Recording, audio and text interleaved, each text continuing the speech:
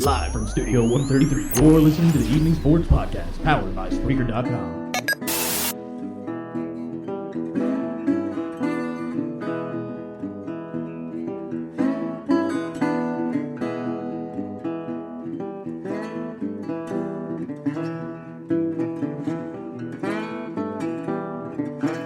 What's going on, everybody? This is Austin Sylvie, live from the Best Western in Charlotte, North Carolina.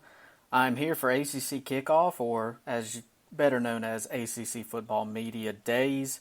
So glad you'd be able to join us and listen to the podcast. I know it's been a while since I've done one, and I apologize for the terrible audio quality. It's just due to the fact that I brought my snowball mic, which is not one I typically use, but when I travel I use it, and I forgot the cord to connect it to the computer, so therefore I'm having to use a headset microphone, which are not very good quality, so I apologize for that.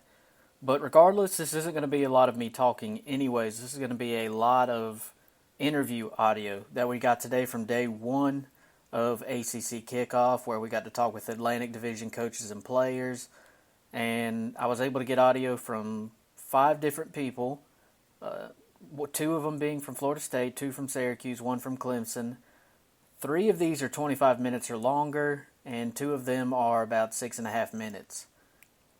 So the length is pretty lengthy, but it's really good stuff. It's entertaining. Dino and John Simpson were absolutely phenomenal. Willie Taggart gave some good insight. Kendall, Coleman, and Tamorrion were both very well spoken, and everybody I got audio from was really, really good at speaking and portraying what they wanted to say in a very well-mannered and well-thought-out way. So I hope you enjoy it. First person we're going to hear from is Tamorrion of Florida State, wide receiver. I believe he's a redshirt sophomore. Look for him to have a big year. I voted him first team All-ACC. We'll see what the overall media does when they release the All-ACC team later this week. But for now, here's Tamorrion, wide receiver from Florida State. How big is it getting an experienced guy like that to compete for the job? That's very big. Like I said, because it's Florida State and we love competition, so it's going to be a lot of competition going on in this fall camp, and we're ready for it. How well does he move mobility-wise? Very good. I never seen a kid that can move like that. He can move while coming on pressure. He not to move and throw the ball at the same time. He does that very good. So that's very good for him. Seems like he's a pretty smart kid. He's learning the offense pretty quickly. Yeah, he picked up offense very quick. I never know a kid that picked it up, just come in and he really know like most of every play that we got. He always come in and he tell me, oh, dude, we got to do this and that, and it's very good to know things like that.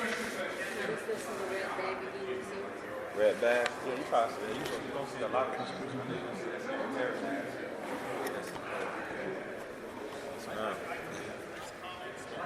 The tempo. Kendall ran 75, 77 plays a game. How difficult was that throughout spring ball to kind of work that in? Just picking up, you gotta, like I said, we gotta stay focused, and you always, like after one play, you always gotta look back to the sideline and get another play because we move so fast, and the line gotta be on point. Everybody gotta be moving so fast, so it's you just gotta stay focused and stay bought into what we got going on. What have you seen from James this offseason, and how has the team kind of adapted offensively to him? I would say James came in, he was 170, now he's 195. So I say he worked so hard and he put in so much work, and it's just like it's amazing like how much he working, how much he just buy in to everybody and keep everybody going and stuff like that.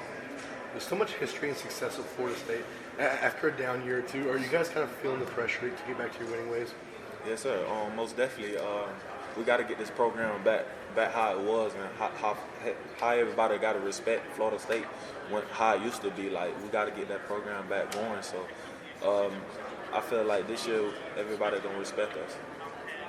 Coach was talking about creating competitive depth, and you guys are doing that at corner and at DB. How did that help you guys as receivers and offensively this offseason?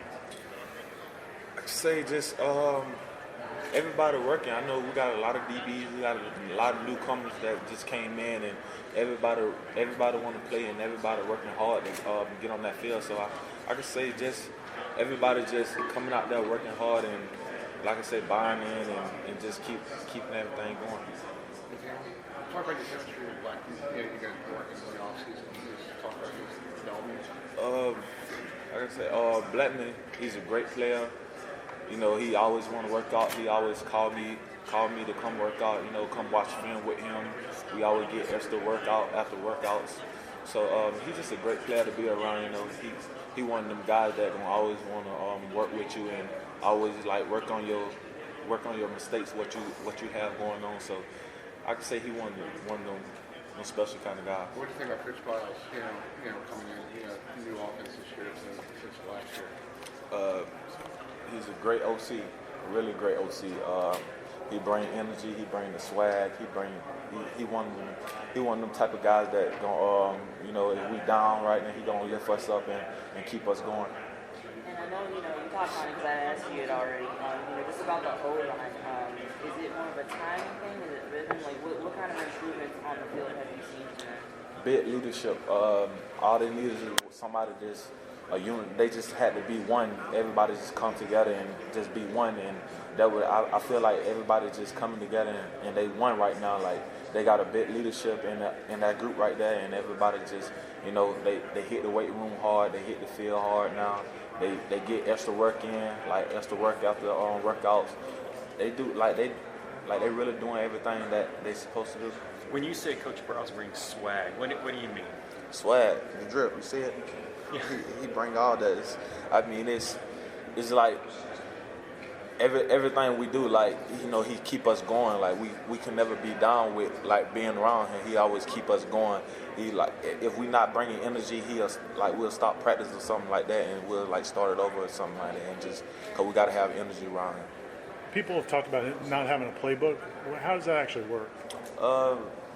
Very simple offense, no playbook. I mean, it's very simple. We just got to learn it, and like I said, like watch film, watch our opponents and stuff like that. But it's a very simple playbook. Well, we don't got a playbook. It's a very simple offense. I mean, is it much different from last year, or not much different? It's a lot different.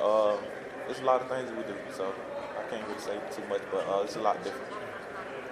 You, as a recruit, you kind of came on the radar late in the game. What was that like? Did you expect that you get an opportunity to play at a school like Florida State, or kind of take us through that process?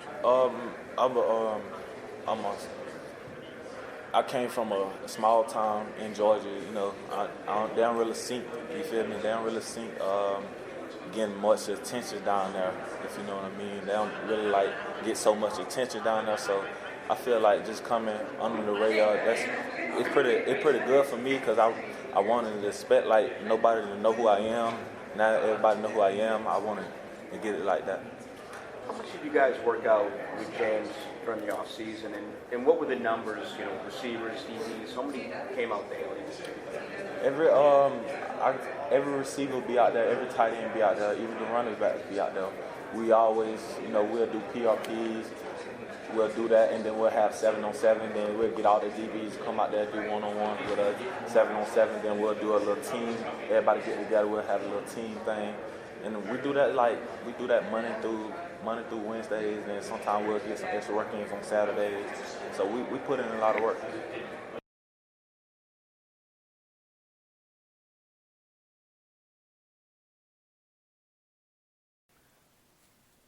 Not sure what happened there. The audio cut off, but that was Tamorrion, wide receiver from Florida State. Obviously, he couldn't say a ton about what the offense was, but the biggest thing I gleaned from that interview was the fact that Coach Kendall Briles, new offensive coordinator at Florida State, brings swag or brings the drip. He according to what Terry said, he doesn't let them get down on themselves about anything. He keeps them going, helps them learn. And I do think Kendall Briles is going to be a huge asset at Florida State and getting that offense back to some prominence and back to moving the ball consistently, scoring, and getting Florida State back to where they belong and helping mend a lot of the offensive line issues they've had. because Blackman's going to be getting rid of the ball quicker, I would imagine, based on Kendall Briles' past and history. I think he's going to get rid of the ball quicker, and in doing so, you're not giving pass rushers time to beat your offensive linemen and sack you, tackle for loss, this, that, and the other. So I do think Kendall Briles is going to be a huge addition, and Terry seems to like him, and by what he said, the players seem to like him as well, so that's going to turn out to be a really good hire, I think, for Florida State. Next up, we have the head coach of the Seminoles in Willie Taggart. This interview is about 30 minutes, so bear it out. I know it seems lengthy, and it is when you're holding your arm out with a voice recorder for 30 minutes, but it's good stuff. If you're interested in any team besides Clemson or besides South Carolina, you want to hear what all these other coaches are saying. There's questions about Clemson in there. There's questions about other teams, how Florida State's going to get better, this, that, and the other. I asked him what his message to the fan base would be, but that's probably a little closer to the end of the interview. But stick with it. It's worth hearing. Here is Florida State head coach Willie Taggart. Coach, before you get peppered by everybody, I want to ask about two of our local guys from Virginia Beach, Coleman and Levante. I think both are expecting bounce-back years. Do you feel the same way? I do, and really excited by the way they've been working to get back. For Kalen, hated for him last year to get injured. He's been waiting so long to get out on the football field and play college football and show everyone what he's capable of doing, and he didn't get a chance to really do that last year. So excited that he's working really hard to get back. He's 100% now, and his attitude's been great. See a smile on his face every day, and really excited for training camp and for him to go out and be able to accomplish the things he's been wanting to accomplish. And for Levante, again, another individual that's been working his tail off to become a better player, a better teammate, and to get our football program back to where it belongs. And he's been putting in the work, and he's a man on a mission. And I'm excited to see him as we start training camp as well. Thanks, Dave. Can you specify your expectations for the 2019 season? To win. What have you learned about yourself over the past 12 months? What have I learned about myself? Yeah. Over the last 12 months? Yeah, since you were last here.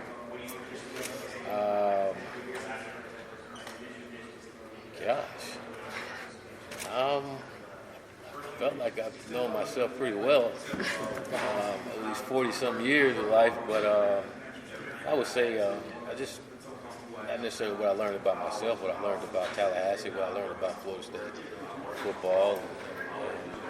And I learned more about that than anything, our players and Florida State and our fan base, administration, and what we need to do to get better. That's probably what I learned more than anything, and what I needed to do as a leader to help us get better. I wouldn't necessarily say I've changed any leadership way. I lead the way I know how, but I've also seen things going through last year where I can correct and make things better, and working on doing those. Coach, it seems like the prevailing thought is that this division runs through Clemson. What do you need to do to get your team ready to compete with them year in, year out, and become that team? You got to beat them. We're going to have an opportunity to go up there, and that's the only way you're going to gain that back. You got to beat them. You just can't go and just compete. You got to beat them. That's what they did to gain it, and that's what we got to do to get it back. How important is it for the second and the balance of this league to have other teams close? Well, I think it's very important, but I think if you look around our conference, we got a pretty good conference. It's a really good football team. Week in and week out, you got to come ready to play. I don't think there's an easy game in our conference. If you look at as you go through the season, you're going to see some tough games. So, I think that's another reason why Clemson is good. They're facing great competition each and every week too. We probably don't get as much credit as others, but we have a pretty darn good football conference, and I think teams around the conference is getting better year in, year out, and I think you're going to continue to see that. How many personal charge and challenge to give your players, because they're returning the program to where it should be a couple of times today. Do you make this a personal challenge and charge for everybody with your group? Well, it's been that way since day one. We all came there for a reason. We all came there because of our winning tradition, and we all want to be winners. And there's a standard at Florida State that we have, and we all want to live up to that. We want to get it back to that standard, and that's not going to change. So I think you sense that in our players. I think you sense that in anyone around our program who's doing what we got to do to get it back to where it belongs. Willie, Tamorrion Terry said that Coach Browse doesn't operate with a playbook. How does that work? How will that work? Well, you don't necessarily have the playbook, the traditional playbook, but you give those guys plays to go over, and you just have a different way of teaching our guys. It's just not the conventional way, and it's a way that our guys have bought into and picked up on pretty quick, and I've been impressed myself with it, and I'm excited to see them continue to grow from it. I just think it's a different way of teaching and a creative way of teaching, and it's good to see that our guys have been able to pick up on it and execute. Is that new for you? Have you ever dealt with somebody, a coordinator who doesn't have a playbook? No, it's new for me too. And don't get me wrong, they get plays, that they have to go on, but it's just not the typical playbook with everything in it. And you think about it, these kids got math, science, and English, and everything else to tote around and carry and learn. We can't make this AP. We got to, this football, we got to be able to teach them so they can go out and execute. Willie, what are your expectations for Alex for coming in with only the 1 year? Expecting Alex to come in and compete, and try to win a quarterback job. Expect that out of everyone in our program. And I said that from day one, and that hadn't changed because of the season, that it's going to be highly competitive around there. We're going to make it highly competitive at every position. And to me, that's the way that we're going to get it back to our winning ways, to where each and every day guys got to come ready to practice. But that's why we brought them here, is to come and compete. As somebody who's not around your program, where's James Blackman right now? James Blackman right now, I saw James last night. He was over at my house last night at dinner. And hopefully he's in class right now. And if he's not in football-wise, he's ahead of what he was last year. I think James, he's grown up. He's always been a great leader, but I think he's taken another step when it comes to leadership. He's working his tail off. I've seen him around the office more than ever in there learning and going over football. And I think he's a kid that's a junior in school, and he's maturing. I think last year was beneficial for him to be on the sideline and see it from a different angle. Did you see him having a big role?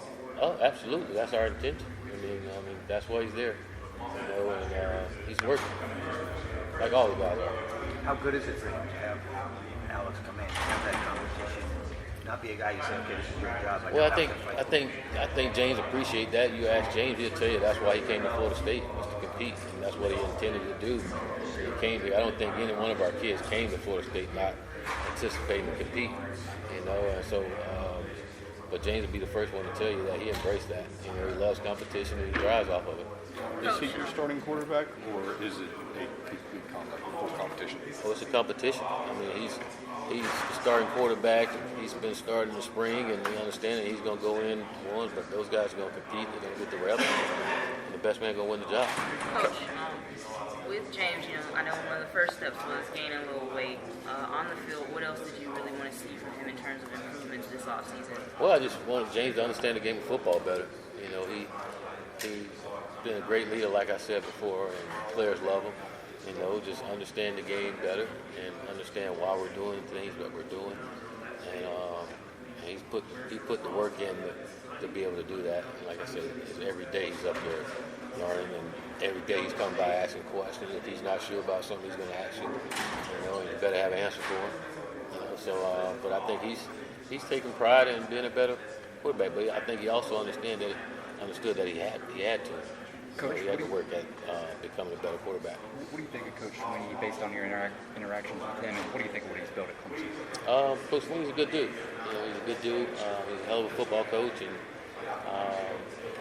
he's built a fantastic program. You watch him from day one and from when he started, and little struggles that he had, but he stayed true to who he was and continued to build it the way that he wanted to, and now they're reaping the benefits from it. Coach, how's your perceptions of this program changed since you first got here?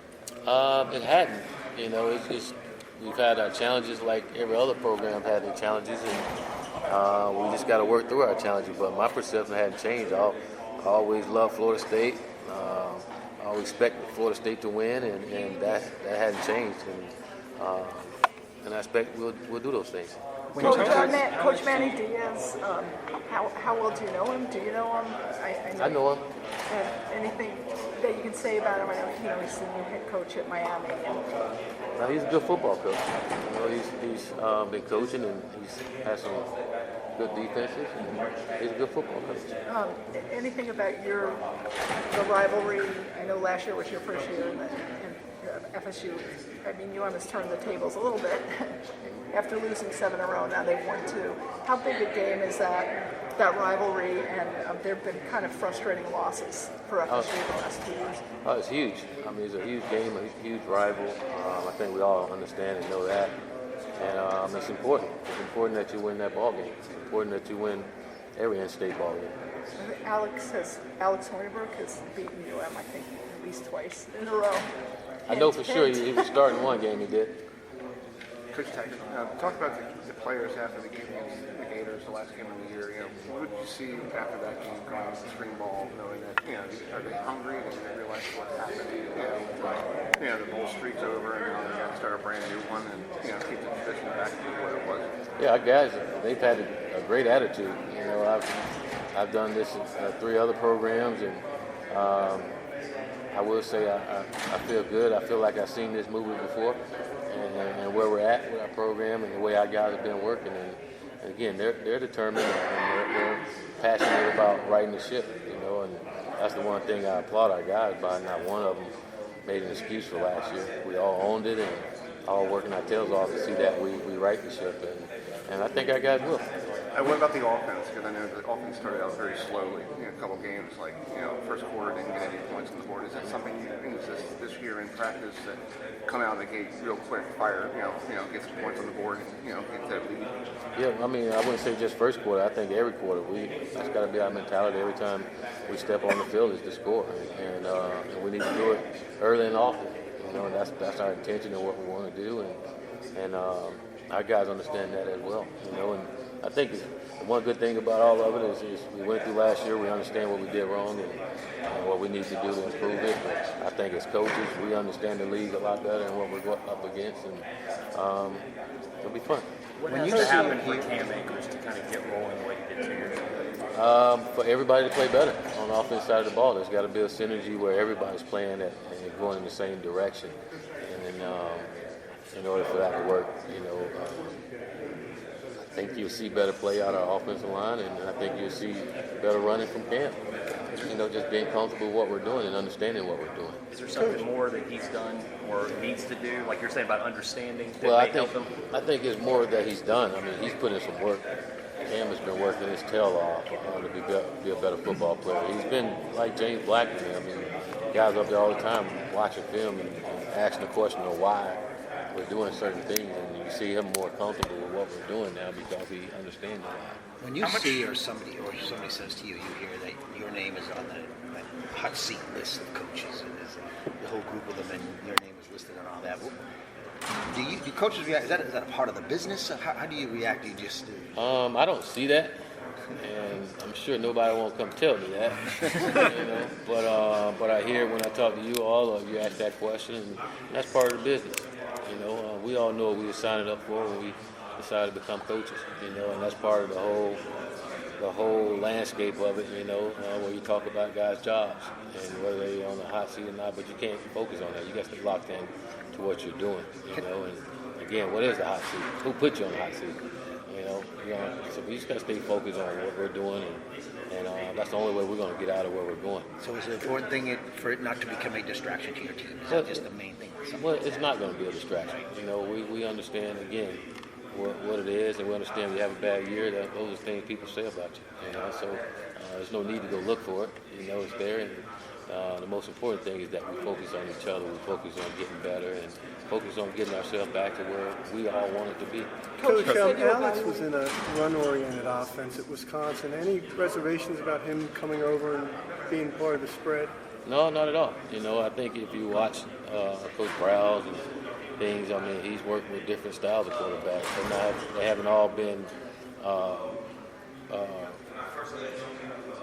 athletes that can run. I mean, he has some pocket guys that can throw. So our offense, the beauty of it, you can use it no matter which kind of guy you have at the quarterback position. And Alex is a winner. He knows how to throw the football, and Kendall's done a great job of coaching quarterbacks, and I know he'll get Alex up to date on what we're doing, and I'm sure he'll do a great job for us. Coach, how have you seen the early signing period impact recruiting, you think? You're getting some guys committed earlier, and it just probably sped up the whole recruiting counter even more than what it's been before. You think you have to travel more or spend more money out of kind of your recruiting budget?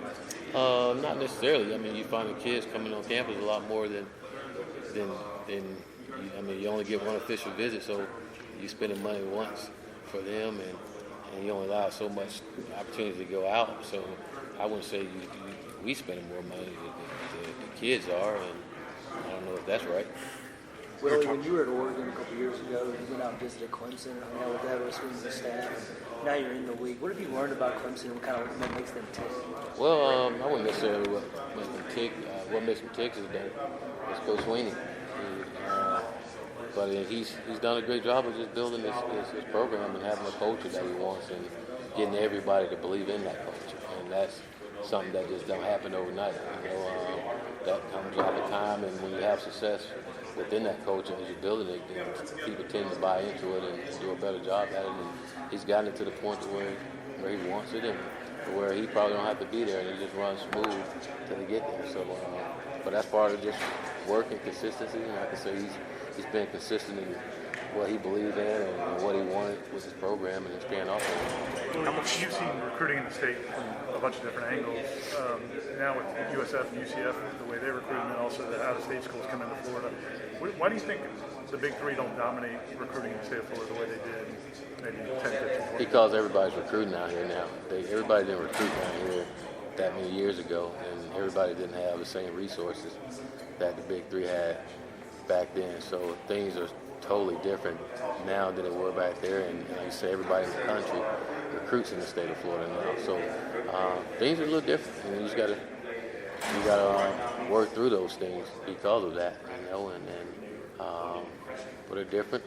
Times are different, and kids are different. So again, I think when you're the 3A that's in the state, and then you have hundreds of other schools coming in here, chances are some guys are going to get out of here. And you can't have them all. You can't get them all. We have a lot here in the state.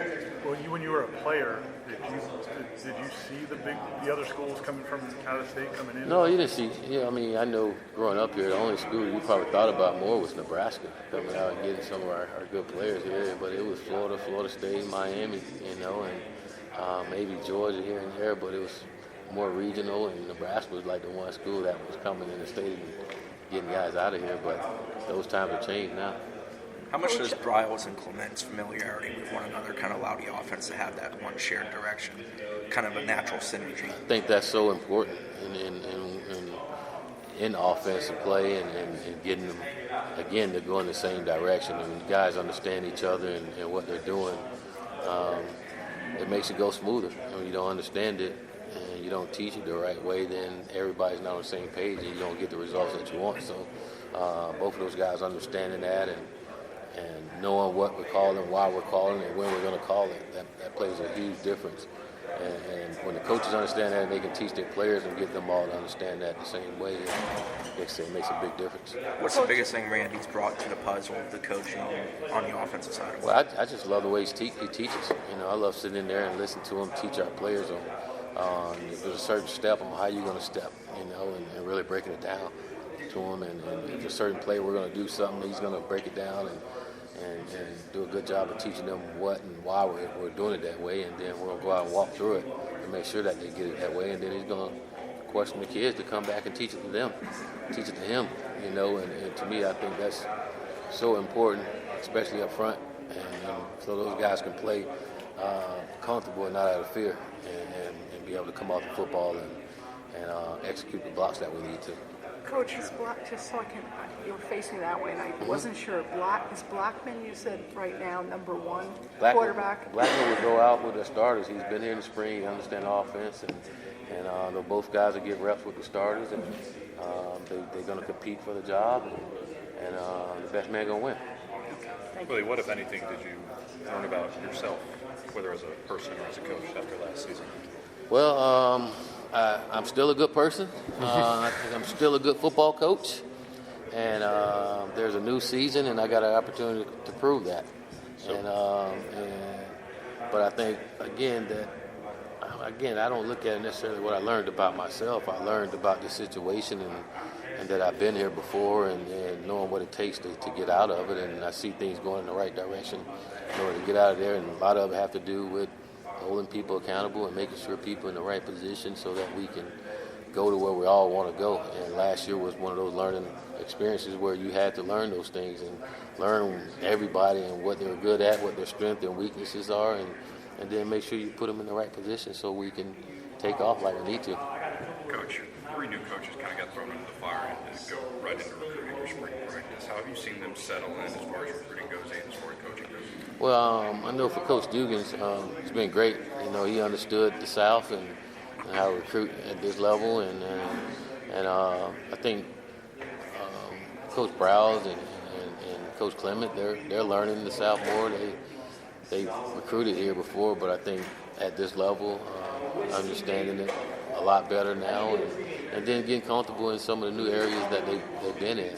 So that was going to be a little adjustment, but they also excited because of the kind of kids that we can get here, that we can recruit here, and that have them fired up. Coach, with Brian Burns moving on to the NFL, how important is it for Marvin to kind of become that leader of the defensive line, and how has it been so far? Marvin's been great. He's been one of the guys that's really got us started this offseason and holding his teammates accountable. And, he's been on a mission since last season, and I think he's not only just for the D-line, but like you said, the entire defense. I think he's doing a great job of leading the entire defense and our entire football team, and it goes back to accountability. And the thing I love about Marvin, he don't mind speaking up or saying anything, and he's going to speak what's on his mind, and usually what he says is right, and it's usually what's best for our football team. You guys played pretty fast in 2016, 11-2. Will y'all be faster than that, as fast? Yes, we will be.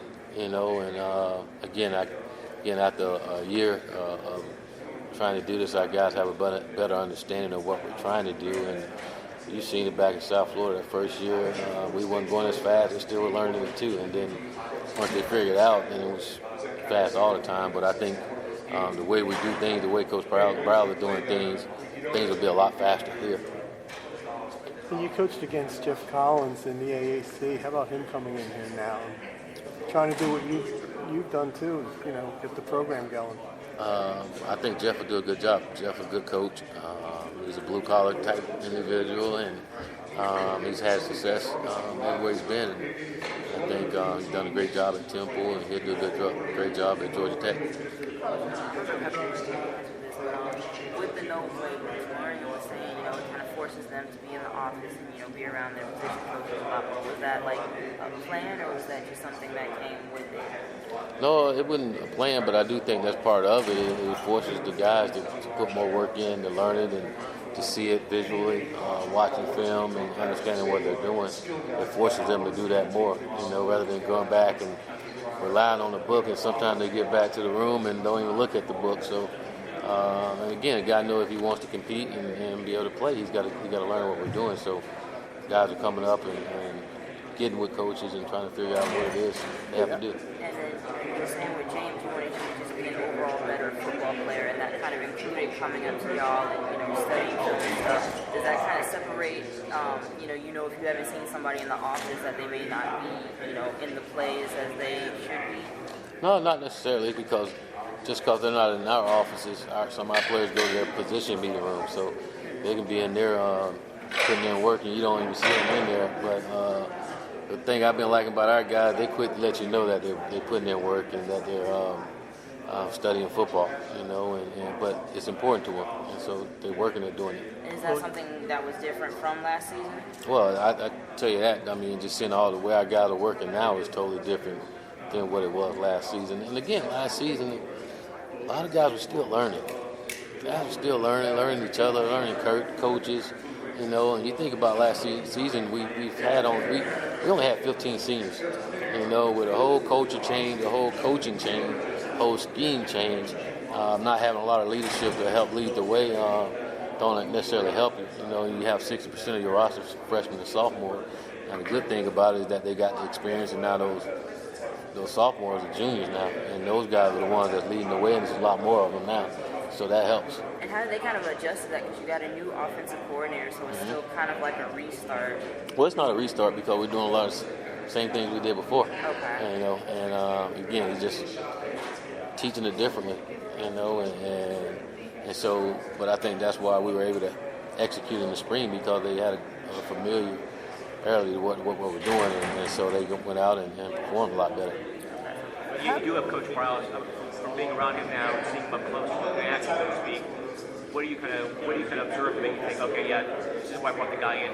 Now I'm seeing, that made the right call in hiring this guy. Well, just how simple he is. Like I said, when it comes to teaching, he's very simple in teaching, and he gets our guys to believe in what we're doing and get them excited about doing what we're doing.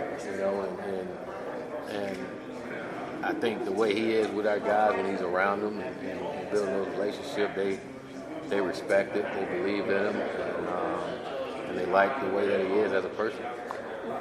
Back to Alex, when you first heard from him, what was your reaction? I guess he called and said, I'd like to consider coming here. What was your reaction? Did you know a lot about him? I watched him play. I watched him play in the bowl game. When he called and he said we got him down on a visit, his parents came down and visited us, and got around Florida State, watched the practice in spring ball, and was excited about what we're doing and what we're doing, and said he wanted to be a part of it. Sometimes we forget about the guys that redshirted last year. We haven't seen them much. What have you seen from that class? The guys that they only played a game or two in this next year. I've seen those guys get bigger and stronger from last year. Their confidence is out the roof right now. But just like the rest of our guys, they've just been working. And I think that's part of the whole culture, is that those guys are helping change that culture when it comes to working and competing. And just watching them compete in workouts and seeing their body changes, it's big. And just watching them in spring ball, I thought all those guys that redshirted had a good spring. And I'm looking forward to seeing where they're at when we come to training camp. We saw Amari at that Lift for Life thing, and he's definitely an impressive looking dude. Getting set back last year with the injury, and I guess his first year didn't go the way he hoped. But what have you seen from him? Well, he's growing up. He was an immature kid, like most freshmen, and he's growing up every single day and understanding how important not only school but football and everything, and doing it the right way, how important that is for him. And you see the confidence growing in him because of that. And I think his body's changing and him getting stronger also is bringing confidence within himself. And again, I think it's going to make a huge difference for him, because he was a heck of an athlete already, and just to have that confidence and understanding what we're doing, it's only going to help him. Have you seen certain things on the practice field that give you an idea, I can tell now this offense will score more than it did last year, or the defense will be better than it was last year? Any kind of early sense that you had, I guess? Yeah. Watching our guys execute in the spring, it was a lot better than what it was before, and there wasn't as many mistakes as it was before. When I say mistakes, like those pre-snap mistakes that we had, it's so much better from that standpoint. And then again, it's just year two, and our guys are older. We had a lot of young guys, a lot of them playing for the first time, and they played and got the experience, and they're much older, and they were going against some really good football players. They're doing it. So I think those guys are they're older, more mature, and more confident in what they're doing now. And that's going to make a huge difference when they go out there and play on Saturday. I would guess when you bring in a grad transfer like Ryan on the offensive line, you expect the guy to be mature. Have you seen that from him so far? Oh, absolutely. Mature and a great teammate. He's another kid that's been around there for about a month now, and seemed like he's been there forever. He's been a great teammate, and he's bringing a little different mentality to the offensive line room, and it's been good to see. What message do you want to send to the Florida State fan base this year about this year's team that last year's behind you? What do you want to say to the fan base this year to look forward to? Whatever you do, don't stay home. Come watch the Knowles. We'll be back, baby. When did Tamorrion first do something to catch your eye? My first practice that I watched in bowl practice last year, James Blackman threw a long, deep post to him, and like, wow, who is that kid, Odell? And he was like, that's Tamorrion Terry. He's just a redshirt freshman. And I'm like, are you kidding me? And he's like, yeah. And then about 3 plays later, he did it again. And I was like, yeah, that kid, they're impressive. He comes from a small town. When he was in the recruiting process, did you know him at all? I didn't. I don't remember him. What's it like seeing a kid slip through the cracks like that? It's kind of rare in this day and age of HUD and all that. Well, I don't think it's necessarily slipping through the cracks. I think coaches did a good job of recruiting and evaluating and finding a young man like that. And I think that happens every year, and if you do a good job of recruiting and working in the areas, you usually find guys like that. But I think it all comes back to evaluation. And there's some kids don't do a lot of camps. And when you find them and evaluate them, and the one thing we do and look at the film will not lie to you. And I think when you watch that kid's film, you can see that he had the talent that he has. He said it's important to him to be more of a complete receiver than just a guy that runs flies. In what ways does he improve in the spring? Well, I think just route running in general and some of his intermediate routes, and getting out of cuts a lot quicker than what he did before, and understanding how to get out of those cuts a lot quicker. But he's been working on that daily. He'll tell you all the time he's out there working on his route running. I think Coach Dugan's done a great job of giving him specific things he needs to do in order to get better at him.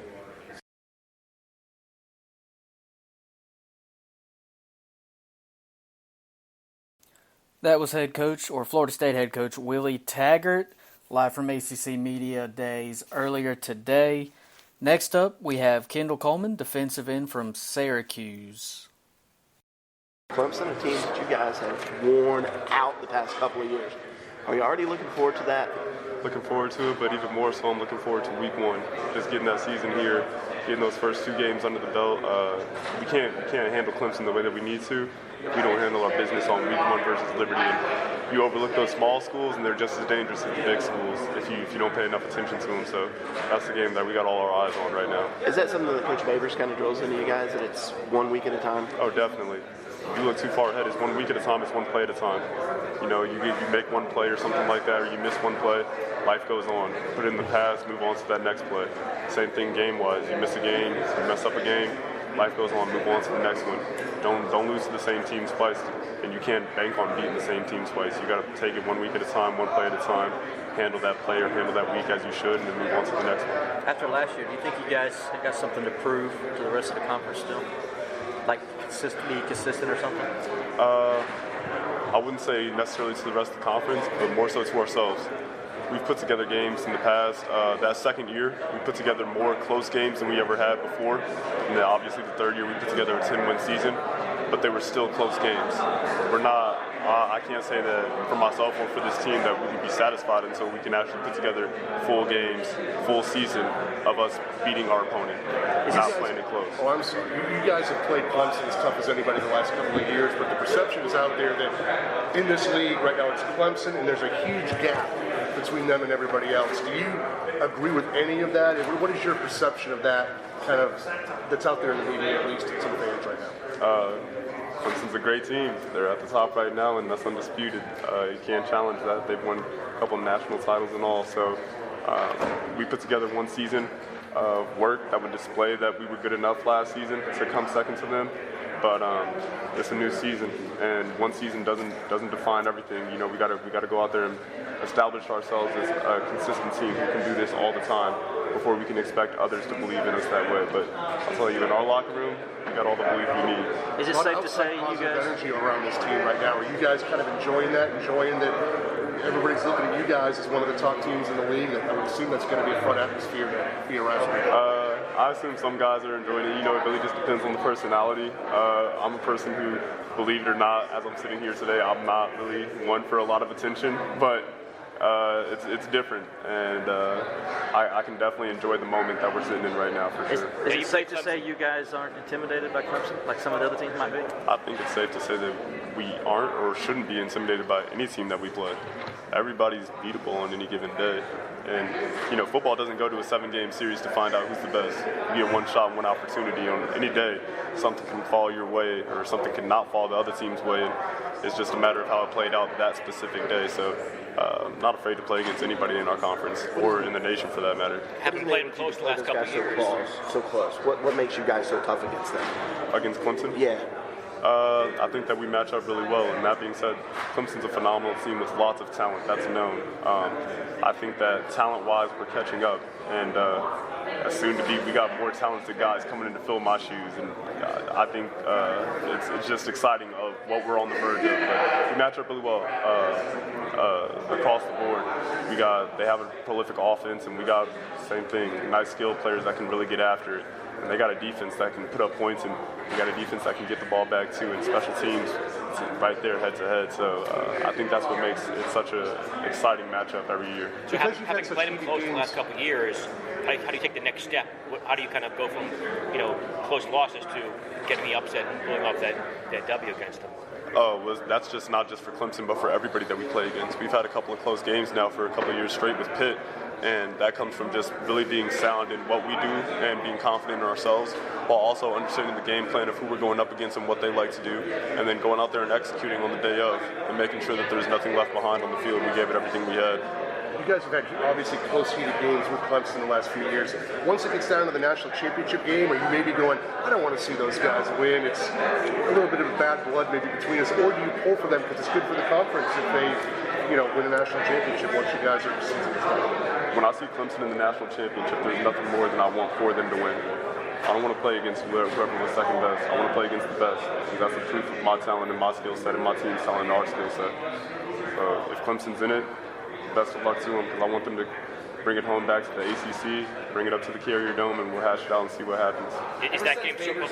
Here, and all the talk usually is about the offense and how fast they play. But he in that press conference said you guys are the strength of this team. How good does that feel to be on that defensive unit and have that respect from the head coach when it didn't always seem it was like that? It feels amazing, and whether Coach Babers spoke on it before or not, I think that this past season we kind of exemplified that our defense was the front runner of this team. And now that being said, our offense is phenomenal, and that takes nothing away from what they can do, because there's a lot of playmakers over there that are big-time players that we couldn't do this without. But I definitely think that our defense leads the way with how aggressive we come out the gate after everybody we play against. Like I said earlier, somebody asked a question about intimidation, and there's a lot of confidence in ourselves. Like, if nobody's betting on us, we're betting on us. So, yeah. Is that confidence? Has that been something that's been accrued over the last few years, or is that something even when you got into the program you sort of felt? I'll definitely say that coming in as a freshman, going up against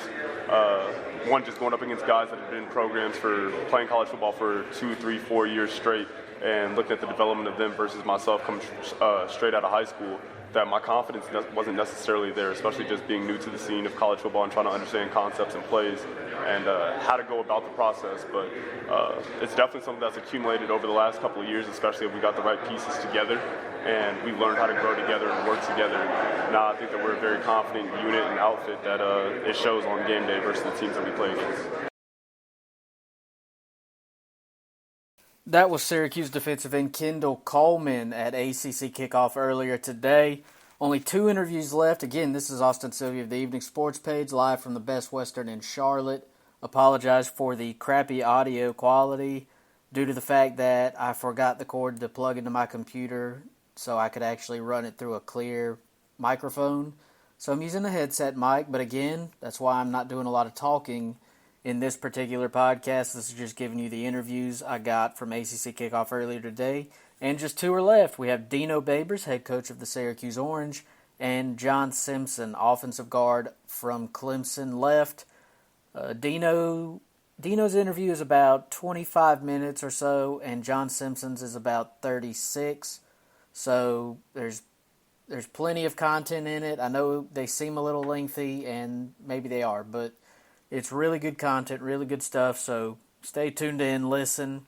Here is Dino Babers, Syracuse football head coach. Hello, how are you? How are you? You gotta look up from your phones for a second to say hi. Just for the record, I wasn't on my phone. Sorry, I was answering an email. There you go. Coach, when you go from a dual threat quarterback to more of a pocket passer, how much does that change your play calling, if in any, and given your situations? You know, I think you need to design the offense for the quarterback. There's a lot of different styles of offense out there. All the offenses work. I think the biggest mistake you can make is to run the wrong offense for the style of quarterback that you have. And we'll adjust our style for Tommy DeVito, and we recruited him. We understand what he's capable of doing, and he's gotten better since high school. So I think we have a good one, and I think we'll keep him and run with him and see how it goes. In terms of this year's teams, how do you think they measure up in terms of last year, in terms of improving and being able to contend for a division title? I think they've really done a fantastic job in the offseason of changing their body. If you looked at Kendall, Coleman, Tommy, I mean, they've really done a nice job. When you play in the ACC, and especially the ACC Atlantic, with the Clemsons, the Florida States, the NC States, the Wake Forests, Boston College, I don't want anybody mad at me, Louisville. You have to be able to handle the physical part of it. So many times, when I was talking to a couple of the coaches backstage, so many times the team that is the healthiest in November normally has the edge to win the football game. And the way you stay healthy is being lucky and being big and being physical. So we're really working on the two parts that we can control, and we hope we get the edge on the third part by grace. How important is it for this program to stay consistent? After a 10-win season, I got to imagine this is a pivotal year for you guys to assert yourself as a legit contender in that division by having another good season. You know, we would love to be able to back up one of the best seasons we've had in a long time, since 2001, with another strong season. Our whole goal is to be consistent and not occasional. It doesn't mean that we're going to meet our goal, but that's definitely the goal that we're going after. How important is that success to the people of Syracuse, who is normally a basketball lacrosse kind of town, but with rich football history? How important is it for Syracuse football to be back on the map? You know, I think it's big for the community. I think that they love their football, and they love their basketball, and they love their lacrosse. And they want to have it all, which is like a lot of fans want to have it all. And we're going to try to give it to them. It's difficult, especially when you talk about football in the ACC Atlantic. But we have a chance. And if we have a chance, we're going to go out there and play our odds and see how it goes. Why have you guys had consistent success, or at least been able to challenge Clemson? You're one of the few teams in the ACC over the last several years that's been able to get good fits and, in fact, beat them when other ACC teams seem to struggle going against the top contender in the league. I just think sometimes our style may give us a little bit of a better chance than some of the other teams. You have to give Dabo and University of Clemson their props. I mean, they haven't lost a game since 2017. Last time I checked, there's only one team that can say that. Hey, Dino, talk about one of your tight end coaches, Reno Ferry. What type of coach is he that brings to your organization? He's an Army grad, military, straight lace. You want to know something about Reno Ferry? The thing that jumps out to me is when his son comes up to visit his dad during two-a-days, he has to do a book report on the grease board on some military officer, and his son's about that big. So if his son is doing stuff like that, that tells you a lot about the dad. Yeah, and what does he do with the players, with the tight ends and the wide receivers? Obviously, he's working with those guys. He's one of our tight end, inside receiver coaches. He does a fantastic job working with their skill and instilling a type of toughness with them, no question. You mentioned Clemson earlier. He mentioned Clemson. Oh, well, you talked about Clemson earlier. Excuse me. Do you believe that there is a gap between that program and the rest of the ACC? You're talking about a team that just won the national championship, beat the University of Alabama by a double-digit score, and hasn't lost a game since 2017. I think that they are a fantastic team, and I think that the ACC Atlantic and the ACC teams have a better feel for them because we play them a lot more. But I think that when other teams outside the conference plays a team like that they have a lot of trouble with. Coach, do you think the ACC didn't get a fair perception from some last season because they're not used to a program like Syracuse being one of the best teams in the conference? I think if you go back and just check the bowl games, and the best way to check a conference's strength is to see what they do in the bowl games. I remember 2 years ago, my son-in-law was playing for Texas A&M, and he was playing in the Belk Bowl, and came down, and I watched Texas A&M and Wake Forest go against each other, and Wake Forest won that game. And it was like no one, I know that they didn't have a coach, but they had all the personnel, and they had a lot of coaches working. I think that sometimes the bottom half of the ACC and the ACC Atlantic doesn't get maybe the kudos they should get based off of how we perform in the bowl season when we're against other teams from other conferences. What's the most amazing thing you've seen Sterling do with a football, either in practice or game? Sterling is truly amazing. He really is one of the best athletes on our team. And he literally can, he's an NFL punter. Some of the biggest arguments I got into with coaches last year was let the guy punt. He's like, well, we're going to rugby, we're going to do this, we're going to do that. We're like, the guy's an NFL punter. Let him just punt the ball. And I think the guy could kick it 60, 70 yards if he wanted to. Now, we don't do that because the returners in this league are so dynamic that there's a very good chance they could run a touchdown back. But if you sit and watch the height that he gets on his punts for punts between 40 and 50 yards, he truly is an amazing, amazing athlete.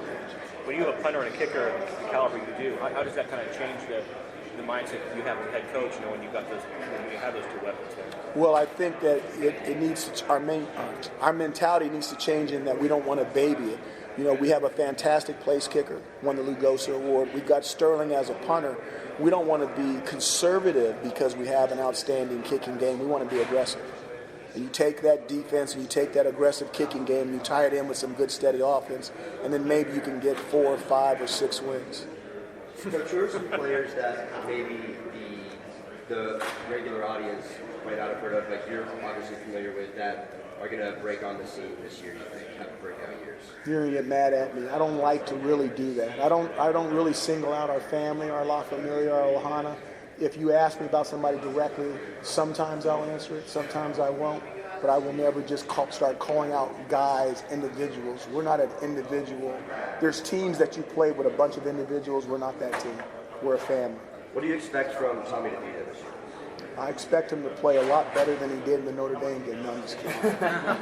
No, Tommy's been on the field 4 times last year. 2 times he was okay, and 2 times he did fantastic. I love the heck out of him. He's going to be one of the leaders on our football team, and there's a reason why we brought him here as a sophomore instead of waiting for his junior or senior year. Coach, can I get your impressions of the transfer system as it is right now? Okay, I couldn't hear you. You got to speak up a little bit. Can I get your impressions of the transfer system right now? I mean, they're still making tweaks, but it's been kind of a year we've had the transfer portal, the waiver system's been different. How do you think it's all been kind of shaking out, and what would you like to see, if any, changes to the system? I think there's a lot of advantages to the portal, and I think the advantage is this. If you go to a school and you graduate in 3.5 to 4 years and you do everything you're supposed to do and you have an undergraduate degree, I think you should have the freedom to go wherever you want to go and play. To me, that is a no-brainer. And if it doesn't make sense, it doesn't make common sense to think a different way after somebody spent that much time in your program. I think a little bit of the negative is that some of the young people jump in there thinking that it's going to be an automatic offer scholarship from some other football team, and now they're in the portal and they don't get all the offers that they want, and they kind of get stuck between a rock and a hard place. There's got to be a balance, and they need to do their homework and check with people before they put their name out there. So I think there's been a lot of good because of the portal, and I think there's been a lot of bad because of the portal. Do you think there's an easy fix? It's just difficult. You just have to educate the kids. I think they need to. Hopefully, they're talking to someone that's going to. What is the word the young people use? Keep it 100 with them, so that they can have fantastic advice on whether they should or shouldn't be in the portal. Dino, you mentioned when you first got to Syracuse that the fans would start to see the turn in the program when you started building depth through recruiting. Through last season and this season, are we starting to see that depth and you guys turning that corner to being more consistent, like you like to point out? A little bit more. I'm trying to be nice a little bit more, but really when you have the portal and other things that are going on, especially with the young people, it really does affect the depth. One of the reasons we had such a successful year last year with those 10 wins is that we did have some injuries. We did get lucky, but the injuries were in the positions that we happened to have some depth at, quarterback being one of them. So, but if this year, if you have depth, we don't have the complete depth that some of the other teams have, and if we have the injuries in the wrong position, then it will look like the 2 years before the 10-win season, where your backups may not be as good as they need to be, and there are going to be some guys that can be exploited on the football field. With all these wins comes the attention. I'm assuming there's more reporters around you this year than there were last year, the year previous. You're a very personal guy. Is this something that you like? Do you like the attention and the national attention that you and this program gets? I like the attention that the young men get. I don't need the attention. These lights are bright on my eyes right here. When it comes to the reporters that are around me right now, there's more reporters around me right now than 2016 and 2017 combined, which is really cool for the players that are on the football team. What did you enjoy the most about your time at Syracuse so far? You know what? It's really nice in the summertime. It really is. You have the changing of the seasons, and there's nothing like snow, okay? There's nothing like snow is clean, okay? White snow. I'm not talking about the snow down south snow where it's all dirty and brown. I'm talking nice, white, clean snow. There's a purity about it, and then it's really awesome that when you see some snow all week long, and then you go play in the only Power 5 dome stadium in the United States of America. And we can turn the temperature to 70 or we can turn it up to 90 and let the other team play. There's something special about that. You mentioned some depth concerns earlier. What happens if there's some injuries? So I want to get a true sense of it. Do you those still look around your locker room and feel pretty good that you're at a point now where you can start stacking? It's not just one winning season, but you can put several back to back now, I guess. Or I'm hoping for that. We would like to be consistently good, not occasionally great. Somebody that you can wind your clock by day in and day out, that we're going to be a good football team seasonal. Now, we can say it, but we got to go out there and do it. And that's what the 2019 season is all about. And I guess, have you seen enough from your team in practice to kind of have a sense whether that's going to be realistic? No way. There's so much. You lose so much now through graduation in the portal that you can't even talk about a football team until August comes and you get all those freshmen on your team to see how they're going to fill in on those spots. What will be your message those first 2 weeks? Because there's potential for gotcha games if they're looking ahead to week 3. What do you tell your team and how do you keep them focused? Well, you only get 12 opportunities. For an opportunity to have 13 or 14 or 15, you got to play them one at a time. The stuff that you guys talk about here is absolutely amazing. If I had my 105 stepsons listening to some of the questions that you guys would ask, you would have to sit them outside the room. They'd be laughing so hard. The first game that we have is a quality opponent with an outstanding head coach that's known for his offensive genius. It's going to be a difficult game for us, especially since we don't have any tape of him with that personnel. It makes it extremely difficult. And then to play the University of Maryland with their personnel and their head coach coming off an offensive coordinatorship with Nick Saban at the University of Alabama over a period of time is going to be difficult. And if we're lucky enough to get past that, then we got Goliath. And then we got to get our slingshot and our flat stones out. And just maybe we'll have a chance. What are you doing opening at Liberty? It doesn't seem like it should be the case there. I would like to take you home back to Syracuse, and we'd like to ask some people those questions. Coach, I know you're not with the team, obviously, in the offseason as much as you are when the season obviously starts. But in terms of maybe what you got from strength and conditioning things, and have you gotten kind of a sense of how the team feels coming off of such a successful season, and I guess maybe how hungry they are to do it again? I think they're confident. When you win that many games, you're going to be confident. There's no doubt about it. But we've got to make sure it's a good confidence and not a conceit miss. They've gone out. They're still working hard. I talked about Andre Sisco earlier. He's changed his body. You're a freshman All-American. You make ACC teams as a freshman, and yet you go about and you change your body physically. That means he's still working. He's still hungry. And I think we have a lot of guys like that on the football team. Now, whether it pays off, we're going to have to see. But I think that the team is working extremely hard. You mentioned a slingshot before and made a Goliath reference. After the last couple of years, is that an apt description, I guess? Do you guys don't feel David versus Goliath when it comes to Clemson, though? Do you? Did you see what they did to Alabama? After you played them the last couple of years close, you don't think your guys have more confidence in that going into Clemson this year? I think that our guys have a quiet confidence, but I think that they need to understand that you need to give that team its props, I guess is the word. I mean, they're the national champs. They're like the Miami Dolphins of the NFL. They haven't lost since 2017, and they got a 6'6" quarterback coming back with blonde hair that looks good. I mean, how can those guys do wrong? Coach, you talked about it a little bit earlier, but do you feel like, just like maybe even on paper, because you haven't let the team kind of working out and things like that, but do you feel like this is maybe the deepest team you've kind of had in your tenure so far? Maybe since I've been at Syracuse, yeah, but to say it's deep enough to do the things that we need to do, I'm not sure I'm ready to say that at all.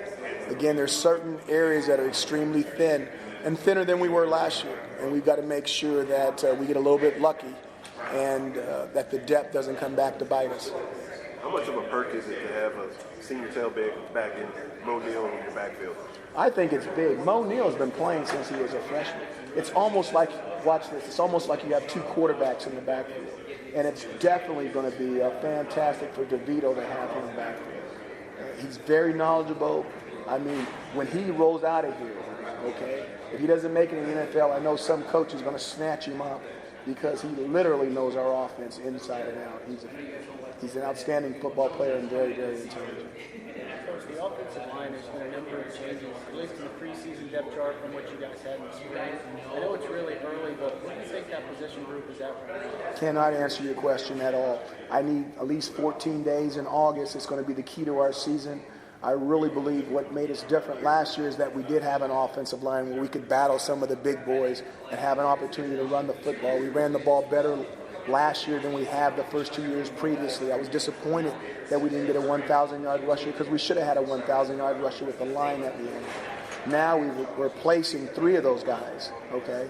And if we can come back to being close to where we were, then we'll have a chance. If I had the same offensive line that we had last year, I'd have a big old smile up here. But those guys are the key now. The O-line and D-line is the key in the ACC. And if you don't have those guys, no matter how good your skill is, you'll never know. Antoine Forty, 6th year with the program, wasn't listed on the 2D for the preseason. Where do you see him fitting in this year? We're going to have to see. You know, he's at one of the deepest positions on the defense. And I really think that Antoine is one of those guys that has made a lot of plays for us, and he's had a lot of bad luck. Well, those guys, the guys that have replaced him with those injuries have been playing fantastically. And now he's got even though he's a 6th-year player, he's going to have to find himself a spot if he wants to be a regular player for us. 2 of the big transfers, Tristan Jackson and Abdul Adams, they're making their way. Tristan Jackson took over that number 1 spot. How have they progressed in the spring, and how do you feel about both those guys here coming into camp? You know, obviously they got an opportunity to play in our bowl game. Both of those guys did a nice job in the bowl game. We need to continue to develop. We had Jamal Custis last year turn into our go-to receiver, and he's now with the Kansas City Chiefs. Well, the 3 years before that, Jamal Custis never saw the field. So you can be like Vanilla Ice on our football team, you know. Ice, ice, baby, you know, one-hit wonder, okay? But we want you to be like the Commodores, Earth, Wind, and Fire, the Beatles, okay? Queen, you got to hang around a while. So he's got an opportunity. We've got to see, but we want him to be steady Eddies. With Cordy, I guess, what did you share about the process of him coming back and having an opportunity to come back on the team? I guess how exciting is it to have someone with his experience rejoining him? It is very exciting. I mean, one time when I first got here, I remember we moved spring ball up early because of Antoine Cordy. I mean, I'm driving in from from my house, and I see this guy working out early in the morning because I can't sleep. And I'm like, who is this working out? And it was Antoine Cordy in the indoor doing drills like at 5:30, 6 a.m. in the morning. And he was doing the wrong drills. No, it was my first year. So he's doing the drills from the old staff. Here we are, new staff. And I said, we had spring ball coming up like in 3 weeks. I said, we're changing it. We're going to spring ball in less than 7 days. And I said, we can't have kids out there practicing the wrong drills for 3 weeks and then trying to de-coach them out of those bad habits. So Antoine Cordy's big for us. We even moved spring ball for him. And then last one for me. What's it been like being the head coach of Syracuse after a 10-win season? I mean, do you get noticed more? Are you doing more speaking events? This offseason, I'm sure. You know, that's a fantastic question. I had we won 10 games at my first job at Eastern Illinois, and I left and went to Bowling Green. We won 10 games at Bowling Green, and I left and came to Syracuse. This is the first time I've had an opportunity to be with my staff to win this many games and to hang around and to have somebody slap on your back and go, hey, good job. And It's kind of cool. What was your last question? Yeah, you mentioned the train before and having fans get on that train and see where it's going. I guess where is that train right now, and is there still space for some more fans to get off on? Right now we're out in Montana somewhere where the smokestack is just letting it go. I'm going with them old trains. I'm not going with the electric, man. And, we're moving around really good. The community's really believing us. The sales are through the roof. The stadium is getting filled up. Season tickets are sold out. And now hopefully it's going to turn into the home field advantage that I've always envisioned and that we always wanted it to be, because I want the house to be a tough place to come play. We were 6-0 last year, and we're going to need something like that if we're going to have the season that we want to have this year. How much do you mold or tweak the offense to make use of Tommy's strong suit as opposed to a Dungy's? Absolutely. Everything starts with the quarterback. You need to make sure that you're running an offense that's quarterback friendly. So we will do the things that we need to do to make sure that he's going to be operating on his optimal. I guess what changes to kind of? Well, if I say that, then they're going to know. They'll read him. You talked about leaving after 10 wins at Eastern, 10 wins at Bowling Green. I think there were some Syracuse fans that were very afraid you might do that after 10 wins at Syracuse too. What was the kind of coaching carousel scene like for you last year? What is it about Syracuse that makes you want to be in this for the long haul? Syracuse is a small town. I like small towns. I like being able to drive to work, walk around, and not get gobbled up by all the busyness. I've been in big cities before, but I really enjoy Syracuse. I think people kind of look at your. They think I'm crazy. What for saying that? I went to school there. It's a nice town. It's cool. But I think people kind of look at like Dino Babers, this up-and-coming coach. We're going to get it. You've been around, done this a long time. You're not looking for like whatever the next way out is. You're looking for if anything. If you move on, it's because there had to be some perfect scenario, I would assume. My first job, I bought the best house in town. I plan on staying there 25 years. Okay.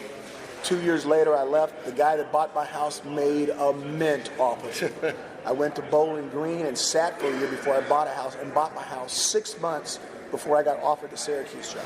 The guy that bought my house made so much money, it's not even funny.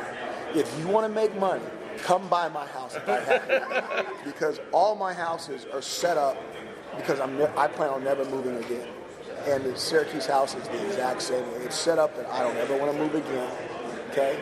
And I really like my houses. I'm a Cancer. I'm a crab. Our house is important to us. I know you're a big Game of Thrones fan. What did you think of the last season? The way it ended? What's your name? Lauren. Lauren, this is awesome. Okay, so check this out. Okay, the 7 realms, the 7 kingdoms, the whole battle with the dragon melting the throne, the Iron Throne, right? And then them voting on the new king, and the 3-eyed raven becomes the new leader of the realm. But the kingdom in the north, they didn't go into the realm. They went independent, right? Yeah. So wait, are you saying Syracuse is leaving the ACC to go independent? I'm not. I'm just merely stating that we didn't fall in line with everybody else. Yeah, it's true. We'll help you out in a war, but you're going to have to come ask us nicely. Time for 2 more questions. How have the dynamics changed among the coaches in the ACC now that Big Dabo have more tenure? Do you feel like there's a leadership change in the way you guys? I don't have more tenure. Dabo's been here like 13 years. And then I think Coach Cutcliffe has been here a long time. Coach Dorn's been there like 7. I want to say Clausen's been there like 6. Coach Adazio's been there like 7 or 8. I'm not. But those guys, we were at a meeting earlier with the coaches, and they were talking about how many years they've been there. And I'm sitting here going, God, I just hope I could be like the guy that's been here 7 or the guy that's been here 8. I haven't been here that long. But I hope to have an opportunity to be here that long. Are the guys that have been, do they have a leadership role within the conference, or is it just? No, I think we do. I think we all get along great. We all understand, kind of what our situations are. But I think once again, the conference is competitive. Okay, I understand that we got the big wigs, and rightfully so. They're doing a fantastic job. But I think that. And it should be this way. It's nothing. This is not news. It's not a news flash that the teams in the ACC Atlantic probably play Clemson better than some of the other teams around the country, but we play them all the time. So we should do better. Last question. Dino, correct me if I'm wrong, but I think... Boy, you got up in here, man. Correct me if I'm wrong, but I came in at the tail end of a question last year. I think you said that looking back on it, you weren't ready for that San Diego State job in 2002. Well, why do you say that? 2002. Yeah. Oh, yeah. Why do you say that? When did you feel comfortable being a head coach? When do you... I just, sometimes this is going to sound crazy, sometimes you get the job and you're just too young. Now, for a young, eager beaver, you're never going to hear them say that. But there was so much, I cut my teeth on so much stuff after that date. There's so many things that happened to me after that date that I really believe it's calmed the water, so to speak, on what I've been able to do. And because I have stayed calm, the boat has moved very smoothly through some difficult times. And I think that's led to some of the success that we have, not making some of the decisions that maybe a young whippersnapper would make compared to, hey, the most important thing is culture, and even though you're a fantastic player and you might help me win a game or two, you can't stay here any longer because you're damaging the culture too much. Thanks a lot, guys. That was Syracuse head coach Dino Babers earlier today at ACC Kickoff. One interview left for the day, and we're going to call it a podcast. Next up, and last but not least, John Simpson, offensive guard from Clemson University. A really, really fun interview, an open guy, big smile. I think you're going to enjoy this. Here's John Simpson. Could you tell me, in terms of your recruitment, what Clemson might have done differently than the other teams you were looking at or looking at you? Clemson, it's going to sound very cliche, and it's going to sound like you probably heard it before, but it's all about the family at Clemson. Clemson, it's just everything about it is just family. Like, I can go to Coach Sweeney and tell him anything that he wanted, that I need to tell him to get off my chest, and he'll sit and listen, and give me feedback, positive, negative. Whatever I need to hear is what he's going to tell me, not what I want to hear. So. How did they show that to you when you were 17 and you were looking at whatever number of schools they were? It didn't feel like a factory. It didn't feel like they just put me in and get me out. Like, it just felt very genuine, and I felt like it was all love, and I was actually appreciated as a player and as a person. So. When you see, as I'm sure you've posted players at least once or twice, other recruits as they come to campus, do you see a certain type of person come to Clemson as a recruit? Oh, yeah. A certain type of athlete? What kind of kid do you see? Most definitely. There's always the guys that I've hosted as on a recruiting visit or whatever. Those guys are they're just obviously different. It's obviously like they want what's best for them, and they know what they want. And if they don't want a family environment, then they don't come to Clemson. But if they do, they usually end up coming to. I think I'm 2 for 2 right now. One for 1, so doing pretty good. The fact that you're here and not Trevor Lawrence caused a little bit of a stir on Twitter. You had a lot of fun with it. Obviously, you had fun with it today, but initially you had fun with it. Can you kind of address how a lot of guys would have gotten ticked off and offended. You just went with the flow and had a lot of fun with it. Oh, yeah. I don't really care about that stuff, man. I'm kind of glad people don't know my name. I'm an offensive lineman. You're not supposed to know my name. That's what it all boils down to. I'm going to have fun with it. I'm an offensive lineman, at the end of the day. When did that? It seems like in a lot of ways that whole Trevor Lawrence thing heightened your profile, and you're going to get a little bit of run. With I got some clout now. It turned out being good for you, dude. Oh yeah. I got a lot of clout. A lot of people put me all over social media, and I thought it was cool. It was just cool. When did Dabo first approach you about the wig idea? Actually, it was right before we got on the plane. He got there. So this morning. No, it was just we got here yesterday. Yeah. Okay. So he was like, "Look, I think this is a great idea. We should do it." So he pulled a wig out of his bag. He put it on. He was trying to impersonate what I would say. And I was like, "All right, you sure, Coach?" He's like, "Yeah." He's like, "It's not really up for debate. You gonna do it?" I was like, "All right, cool." So I just ran with it. Who do you feel like pulls off a better Trevor, you or Dabo, now that you both have the wig on? I think me, definitely. y'all can see me throwing the ball. I got a few of those videos. But, yeah. So, I don't know how much you've already been asked about this, but I guess one of the players from Alabama said today that he was not as impressed with you as the score might have indicated. Georgia was the hardest team that they played. What do you guys make of those kind of comments? Those guys are really talented over there, man. And if that's how they feel, then that's just how they feel. But I don't want to say this, but Georgia didn't beat them by 28 points. You know what I'm saying? It is what it is. But I mean, it's all facts, and that's his opinion, and that's just how he feels. You guys are very happy with the outcome and the ring and the trophy. Oh yeah. Does it annoy you that the narrative always seems to come back to well, the SEC is still better somehow? Yeah, I'm sure y'all gonna hear some facts from Coach Sweeney about how great the ACC is, and I mean that's what it boils down to, man. It's all about facts. The SEC is just they're great. They're a great conference, and they got a lot of great teams in there, but the ACC has a lot of great teams as well. I mean, we go to all the ACC, we go to all the bowl games, and we beat SEC teams and stuff like that. So it's really about facts when it comes down to it, you know. John, it's about winning too. It's about rings. I noticed Dabo doesn't wear his rings. Does he talk to you guys about that? No, he doesn't really talk to us about it. We don't really wear our rings either. They're just too big. They're honestly just too big.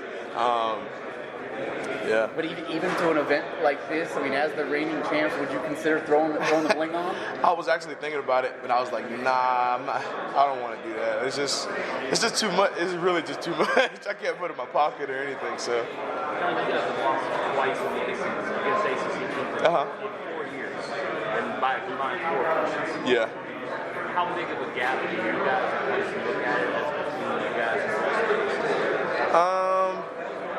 I don't think it's a gap at all, man. Everybody great. Everybody in the ACC is a good team. Everybody can be as good as they want to be, you know. Like Syracuse, they're a really good team. They challenge us every year. It's just like who wants it more at the end of the day, and I think we come out on top. So. I mean, you've won, I think, 26 of those 34 double figures. Yeah. People aren't getting close. Right. So it's kind of hard to argue that there's no gap. No, I truly don't think there's a gap, man, because anything could happen at any time. You know, like my freshman year against Pitt, that happened. Like, you know, like I said, anything could happen. So I don't think there's a gap. I just think that you perform to your standard, and our standard is best. You know? How about this? Is there sort of a gap with you guys in Alabama and everybody else? That's 4 straight titles. Nah, I don't think so, man. I really don't think so. I don't like to look at it like that.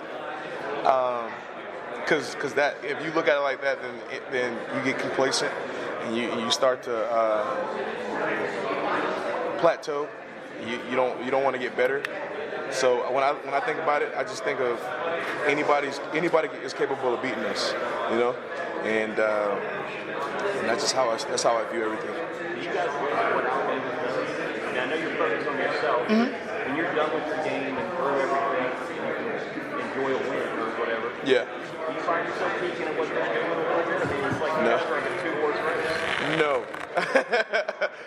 we focus on the next opponent. We do what we got to do, and we focus on them when it's time to focus on them.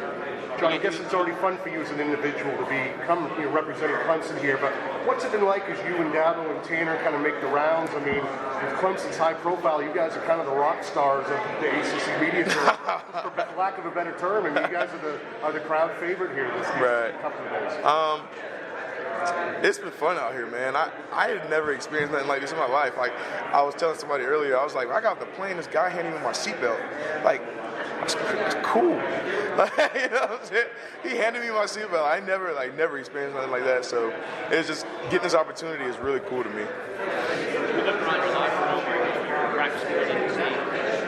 had the pieces to beat you last year. I mean, you Have you seen enough of your team to know, because you know what a championship team is like? Do you have that breeding sport again this year? Oh, absolutely. I feel like every year that I've been in Clemson, we've had the opportunity to be at national championship team, and just because that defensive line is gone, we got guys that are ready to play.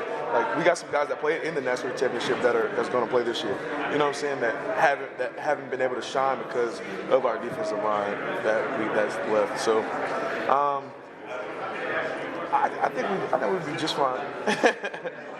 Is Jordan Williams one of those guys? Oh, absolutely. Yeah.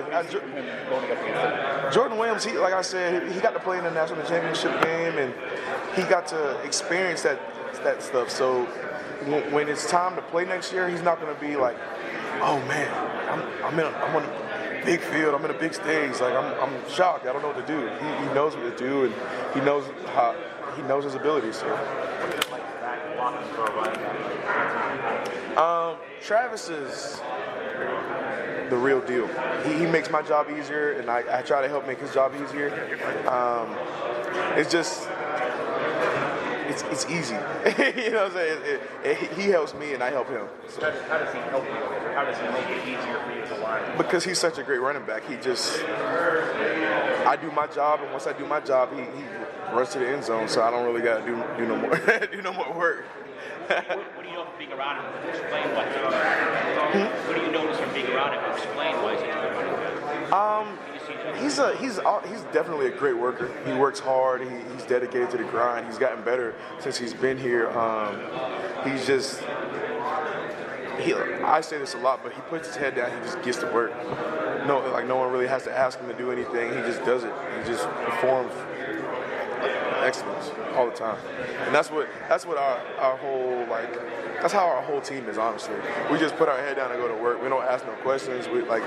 Coach says, hey, you got 100 half gashes. We can be like, what? In our head, but it's not no question. We're gonna do it because we respect Coach, and all of us run through a wall for Coach. So does he get enough credit for? I mean, so many people focus on the passing game with you guys. Yeah. He's like 15th in the country in rushing yards. Mm-hmm. You know, I mean, he provided a ground complement that you need to be successful. Do people overlook that? I don't think people overlook it. I think we got a lot of other guys that are there that are just great. So it's like he's not being overlooked. It's a lot of love to go around. Were you surprised that Tavian didn't stay for his final year? How much did that shock you when you found out?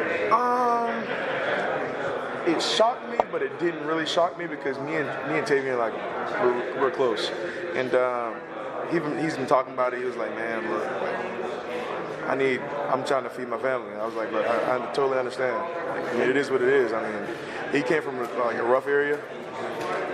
He's trying to make the money that he can so he can help his family out. So. Would it cause any sense of aggravation at all if he ended up with South Carolina? No, not at all, man. That's my boy. I got a few people that's playing for South Carolina right now that Carry-On Joyner, Javon Kinlaw, all those guys. I grew up playing against Javon Kinlaw. I grew up playing with the Carry-On Joyner. He don't really. Well, they went there originally though with Tavian already established himself as a Tiger, and you're even wearing CJ's number. And right. If he goes anywhere, he's got the choices to end up with the rival. Might be a little bit of a bitter point. I mean, I don't really like to get into all that stuff. But he's like I said, he's a great kid, man, and he's a hard worker. So. John, I know you probably asked about it earlier, but tell me what it was like for a brief time this morning being blonde. It was fun. I got to have fun with it. A lot of people wasn't expecting me to wear a wig. A lot of people was expecting me to wear a wig, so it's all pretty cool. Was it what inspired that idea? Some guy on Twitter was just like, John should go there and go there with a wig on, give his worst Trevor Lawrence impression, and I was like, okay. So I took it and ran with it. Why not his best Trevor Lawrence? I don't know. He said it. I didn't say it. I try to get my best Trevor Lawrence impression because I'm not a bad teammate. I'm a good teammate. Got to represent for him and Clemson at the same time. Does he target any different from year to year? And again, you were around 2 years ago coming off that title. Does it feel different to target this time? No, it's all the same. No one likes us. that's just how it is. Like no one really likes us. It's just how it is. Do you have a verbal Trevor Lawrence impression that you do without the wig? Just like an impersonation? He don't really do much. It's weird. it's so weird. Now that you mentioned that, like he don't really say or do much. He just be like, "Come on, guys, like you gotta stop messing around." I'm like, "Oh, all right, bro." Does he have the best hair in college football? I would say so. It's like neat, tamed, stuff like that. So yeah. Besides me with my wig on, ain't nobody else touching him. John, Coach Caldwell said yesterday that Gage Turanka might be the strongest guy on the team. Yeah. Your assessment of that accurate? Oh yeah, absolutely.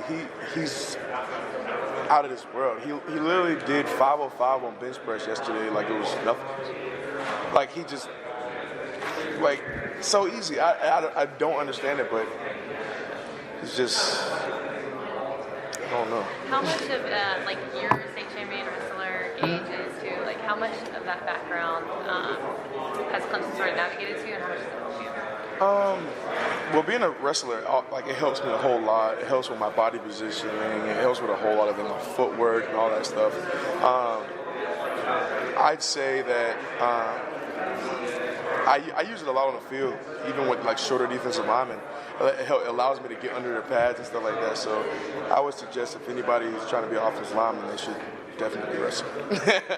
I know Gage is like one of like 4 guys in the history of the state to go undefeated in wrestling. Was your record anywhere near that? Does he ever brag about his wrestling exploits? No, he never really talks about his wrestling abilities that much. But my record wasn't really that good. I just picked up wrestling, like I was just like, I'm gonna just try it. My freshman year, my coach told me, he was like, "Hey, you need to get in there and try to wrestle." I was like, "All right, I'm not gonna wrestle." Who wrestles? But he made me do it, so I was like, "All right." So I went in there and I was like, "Okay, this sucks. I don't like it." And then I got my first match. I lost. I got punished actually, and he was like, my coach was like, "Oh, look, if you stay here, get better, you don't have to worry about that number." And my competitive nature, I just hate losing. So when that happened, I was like, I gotta stay here and I gotta get better. And I just got better and better and better, and I just want to stay. Was your technique just bad out of the gate? I mean, you're a big, strong guy. You would think you could just overpower people. Yeah, no, the guy that I was going against was big and stronger. Okay, He was bigger and stronger. But my freshman year, I was only like 230 pounds, like just fat. I was fat. I'm still fat, but I was fatter. A good fat. I'm a good fat now. Yeah. I'll apologize for the incredibly generic nature of this question. Yeah. I mean, national titles are business as usual for you guys now. Do you find yourself in any moments just saying, "Wow, I'm a part of the biggest powerhouse in this game right now"? No, I try to look at it as if we didn't win anything, man. It's a windshield mentality. We try to put that in the rearview mirror and just don't look at it. We focus on what's ahead of us. So that's how I look at it. Tom, you say nobody likes you. You kind of laugh when you say it. Yeah. But there's a lot of people who like to see Alabama lose. Yeah. Did you just mean the people I mean, like college football teams. Like the fan, like of course we got a lot of fans. A lot of people want to see Alabama lose, but just like anybody that we play, they hate us. You know what I'm saying? And they play us a little bit different than they would play like Charleston Southern or something like that. So if like UNC was playing Charleston Southern, they would definitely play them a little different than they would play us. They're gonna give us their best every time they play us, and that's just how it is. And that's what we kind of brought that on ourselves, and that's great. We like it. Coach Scott said that he was telling some of his friends before the game that he thought at best y'all would win by 10. Realistically, like what did you guys think was going to happen? Going into Alabama. I don't know. Like I really don't know what I had like in my mind before that game. I was just chilling. Like I was like, this is another game. I'm going here, do what I do, do my best, and my personal thing is if everyone does their best, we're gonna come out on top because we're just so much more talented than everybody else. So that's just how I look at it. What do you make of the fact that it's 6 months later now and you've got them still coming up with reasons why they didn't win and that kind of stuff? I don't know. I don't know. Nobody will give us our credit. Nobody ever gives us our credit when it's due. It's obviously due. I mean, what more can we do? Like, what more can we do to beat him a third time? Yeah, I mean, we can do that. But I mean, we beat him twice, and we beat him pretty good the second time. So why is there an excuse? Like the first time, and we heard excuses. Okay, but the second time, I mean. Why do you think that is? Like, do you have anything? Oh, it's because Alabama's like, I mean, they're good, they're great. You know, they've been great for so long. Like, so now that they're losing, no one wants to see that. And so. But shouldn't the fact you won by 30 and then just win by 1 or 2 kind of make the final statement? Yeah, that's what I would expect, but that's not how it is. Do you think Dabo used that some for motivation with you guys this year? Oh, yeah. I think he'll use that a lot. But like I said, Coach Sweeney tries to instill in us that it's a windshield mentality, and he don't want to focus on the past. But if it does get back to that point, he's going to bring it up and be like, look, we didn't earn anything, guys. Like we still got to work for everything that we want, everything that we are capable of getting. So. How good is he at coming up with ways to motivate you guys? Bro, he literally has he finds something new. He has a new acronym every week for anything. Best, everything. It's literally has an acronym for everything. But he's I don't know how he does it, but he always has something new to bring up, and it's crazy. Do you guys honestly really feel disrespected from other teams outside the conference that you're not quite as good as maybe some people say you are? I don't feel disrespected. I mean, shoot. I just don't know what else we can do to prove ourselves. I mean, I feel like we're doing everything that we got to do, but I feel like a lot of people don't think that we're as good as those SEC teams. But like I said earlier, it's all about the facts. And if you look it up, we won a lot of games. And we went undefeated last year. I mean, what more can we do? Well, you played some of the best SEC teams over the years. Mm-hmm. How do they stack up to the teams you play week in and week out in the ACC? Teams in the ACC, they're just as hard to play. Any game you can lose. And that's what a lot of people don't realize. Just because it's the ACC doesn't mean you can't lose to this team. It could happen at any time, any team. We were playing Duke last year. First 3 drives, we didn't do good. It was okay, we got to tighten up. We got to want it more, and that's what it all boils down to, just wanting more. So. Are there any maybe younger backup offensive linemen that we're not talking about enough heading into the season? I would say Cade Stewart. Cade Stewart's one of those guys that are really good, and he probably see a lot of playing time this year. And Matt Bockhorst, those guys are really good. Jordan McFadden too, yeah, him too. And Blake Vincent. I can name all the offensive linemen. Honestly, all those guys are just really good, man, and they're good on and off the field, and that's what Coach Caldwell looks for. With Trevor Lawrence now, I mean, he played a lot, obviously, last year was your guy at the end, but now knowing this offseason he is your number 1 starter, how do you think that helps this offense going into the season, knowing who the guy truly is to start?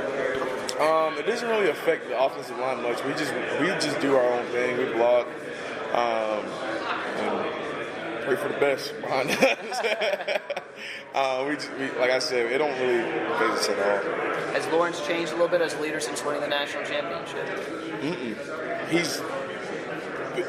He's the guy who he's been is the guy who he is now. He just comes in every day and leads and just expects excellent. I expect excellent out of him, and he expects it out of us. So.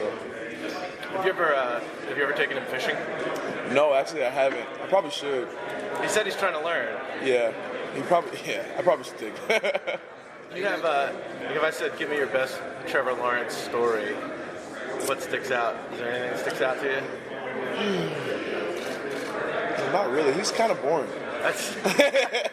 He is. He's kind of he doesn't really do much. He's like, no, nothing. Well, what do you do for fun outside of football? I fish. You got a fishing story you can share? Well, I caught a shark. I caught a big catfish too. I caught 3 of them. It was a lot. That was fun. But you said a shark? Yeah, I caught a shark that was about. I want to say it was 5 feet. And some change. It was really huge. Now, were you expecting it, or did it surprise you? when it took my Well, I don't know. I mean, were you fishing for sharks? Well, we were fishing for whiting. Okay. And when the shark took it, I was like, because my line went all the way down. And I was like, what? I was like, I don't know if I can do, if I can pull this up. Because the rods that we had were like real like bootleg kind of. It was my uncle's rods. It's kind of bootleg, but it did the job. And so I was fighting it for a long time. I was fighting it. Then we finally got it to like surface on top of the water. And my uncle like had this big old, because he caught a few shark before. So he had this big net. We got the head in there, and that thing was like going everywhere. It was crazy. That was the most fun I ever had fishing. What is fishing? Go ahead. Have you noticed a different maybe demeanor, mindset from Jackson Carman this summer? He's been wanting to work a little hard. He's been working a little harder. He knows that it's his job if he doesn't mess it up, and that's how he came in as far as I can see. John, every team in the country goes in every year saying we want to win a national championship. In reality, maybe 10 or 15 teams are actually in a position to do it. You guys are one of them. Mm-hmm. How big is that to know that you take care of business this year, you can put that trophy together? I mean, it feels good knowing that you're in that position. Just knowing that people want what you got is pretty intense. So yeah. You've been on good teams that have won and good teams that have fallen short. Mm-hmm. And margin of error is very thin, but It's from very your thin. standpoint, what's the difference between 12-2 and 15-0? I feel like the difference between those two teams is just like how close you are. Like this year and the years that we've won, I feel like we were very close. Like we're very like close knit group, and we just grind. We grind for everything that we want, and we know what it takes to get to where we want to go. So it's not really that. I don't want to say it's not that hard, but we kind of like we just put our head down and just do what it takes. Did Trevor reach out to you with the wig yet? Nah, he said something on Twitter, but I tried to FaceTime and he answered my phone calls. So I got a bone to pick with him when I get back. How much do you think the Clemson, and they'd already been to a playoff loss in that position? How is it, I guess, how's the program changed? That's an every year thing. Yeah. What is expected if you don't get there? Yeah. Well, I really don't know what it's like not to get there, and I really don't want to experience that. So I would say that it's just all about our mentality, how we go into the season, and just how hard we're willing to work, and like how much we actually want it. And that's what it actually boils down to, because we got the talent, we recruit around the country, so it's just we got the people, but are they willing to put in the work? John, what role do you play in the locker room, or will you play in the locker room this year? I'm the kind of guy that leads by example. I hate being the like rah-rah guy. I don't really talk too much. I just work hard, and I hope other people follow me. Where did you catch the shark? I was in like the Allendale area, South Carolina. Okay. Yeah, it was crazy. So it's Atlantic Ocean. Yeah. Okay. I mean, so you were surprised to see a shark fishing for white. Yeah, well, we caught like all kinds of stuff, like stingray. We were catching stingray. I was like, I ain't never seen a real stingray in real life. So we caught a stingray. We caught a few whiting. We caught I caught a hammerhead shark. I ain't never seen that in real life. That was crazy. What else did we catch? And we caught that big old shark. We caught a few small ones, but the big one. You know what kind of shark it was? I don't. I probably should have. Did it look like it wanted to bite you? Nah. Okay. Well, it did. It did look like it, but once we got on the boat, it was just like flapping around. I was just out the way, so yeah. John, I'm sorry for being competitive, but making my rounds here. When you go into a season where you're coming off a 2018 year where you go 15-0, right. The championship ring say best ever. How do you turn the page and ignore all the hype going into this? It seems it's an all-time high right now. Right. Well, we just try to, like you said, flip the page and just start all over again, pretty much. Coach Sweeney always tells us that this team ain't done nothing yet. Like, this team ain't won no championships. This team ain't won no ACC championships. This team ain't won. They haven't even won a game. So, just going into this year, we know that, and we know that anything that we did last year is not going to come over to this year. So. When you look at, kind of the big stars on offense, with Travis Etienne, Trevor Lawrence, Justin Ross coming into his own, none of these guys seem like rah-rah guys. Who's leading the charge on offense? Who's kind of getting everybody ramped up? And who do you expect to take that leadership role? Well, we never really had like a rah-rah guy on the offense. A lot of the guys on the offense, we just do what we got to do and get the job done and go about our day. Like even Justin Ross, like the guy that made all those catches in the national championship, he never was that guy that was like, man, let's get hype. He never was the hype guy. He was just like, okay, I'm just do my jobs and go about my business. That's how I've always been. So there's no mini Joey Batson. Nah, Coach Batson does that before the game, so we get lit before the game. John, Dabo was talking yesterday about Skowski and how good he can be this year. Have you gone up against him in summer practice or seen him, and what are your thoughts on him? Oh, I've been going against Skowski since my freshman year, and that kid is an animal. Like, he's just everywhere. He's very elusive. He knows where the ball is. Like, he knows where it's going. Like, he studies his plays and he plays his playbook and all that good stuff. And he's going to be on top of his game this year. John, Dabo has so many famous sayings. Do you have a favorite Daboism?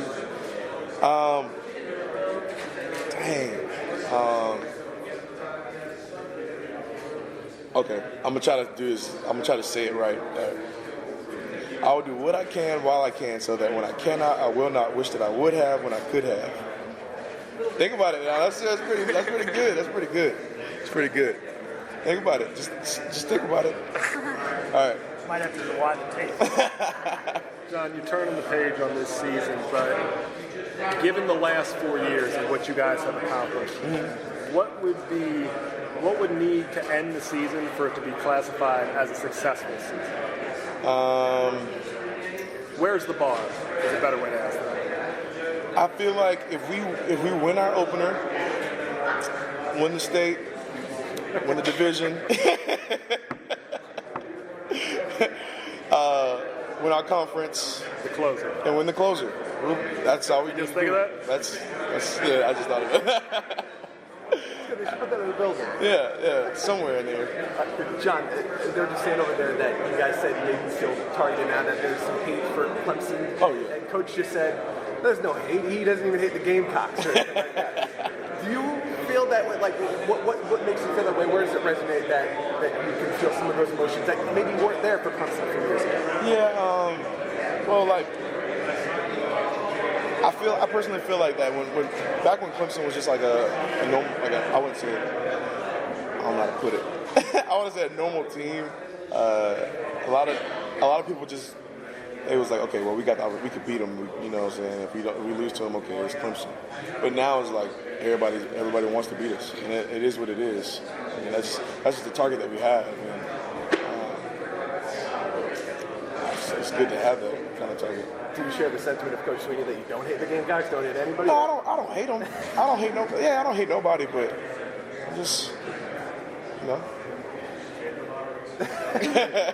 John, Dabo mentioned yesterday there was a practice last year that he felt like kind of turned the season around. Do you have any idea which one that would be? Or he said he got pretty intense with you guys. Do you have any idea which one that would be? I want to make a guess, but I really don't know, because it might have been the day that me and Dexter got into it. He made us beer crawl for the rest of practice. That might be it, but it might not be. But I don't really know. But so what happened with that? Me and Dexter got into it. Dexter was just being Dexter, being big and strong and stuff. And the play was over. He pushed Mitch. And me trying to be, because Mitch won't say nothing. Mitch don't really say much. That's my boy. That's my buddy. That's my brother. So I was like, don't push him. And me and Dexter just got into a little scuffle. And then I got out, and then somebody else went in and got into it with Dexter again. And do you remember what game that was? What week? I don't remember what game it was. I don't remember. How long was y'all bear crawl? I think we had 2 more periods, and each period is like, I want to say No, it was more than 2 periods. We was beer crawling for a long time. We literally beer crawled for the rest of practice. Did that bring y'all together after? Oh, absolutely. It brought us closer. We had no more scuffles after that, like nothing. I don't know what it was, but I wasn't trying to fight no more. Did he talk to y'all after that at all? Yeah. He just told us that we can't. I mean, we got to stick together. We got to come together. It's gonna always be like some sparks flying because it's iron sharpening iron, but you just got to be able to control your temper. How do you think Sean Pollard will adjust to playing center more? Because I'm not sure if he's played it much. Yeah, I think he'll be a great addition at center. He's a really dominant, strong guy that could play there and potentially like go to the league from that position. I think he's going to be really good. Going off of what was said earlier about kind of the noise surrounding Clemson, especially after the second national championship, there were some things said at the SEC Media Day from both Coach Saban and Dylan Moses, just kind of saying that Clemson winning was just about preparation and that they just weren't the better team and that Georgia was possibly the most competitive opponent of their season. How do you feel about that? Alabama was a really good team. They played really hard, man. And, a lot of people, they got their opinions. A lot of people like that's just how it's gonna be. We got our opinions, and they got theirs. And if that's how they feel, then that's how they feel. I personally feel like Notre Dame was the best team we played. Notre Dame was really good. I think Notre Dame was better than Alabama was. Does that just kind of push y'all forward this season, just with a little bit of motivation under your belt? Yeah, I mean, kind of. I mean, like, no one ever gives us our credit, man. It's kind of like, it kind of sucks, but it is what it is, you know. Was there a moment in that title game where you saw things switch and maybe you kind of had it? When AJ got that pick six, I'm sure everyone's gonna say that, but like AJ, when he got that pick six, I was like, oh yeah. So yeah. And then just being around the league here too, man. You mentioned the target in the back. I'm sure it's big from the teams you're with right now. You've won this division 4 times and the league 4 times with it. Only one other program in the history of this conference has done that in FSU. Do you think about a fifth? Obviously, it's one of your goals to pull that off. But then what's the context that brings that nobody has been able to ever do this? That would be really big for us, man.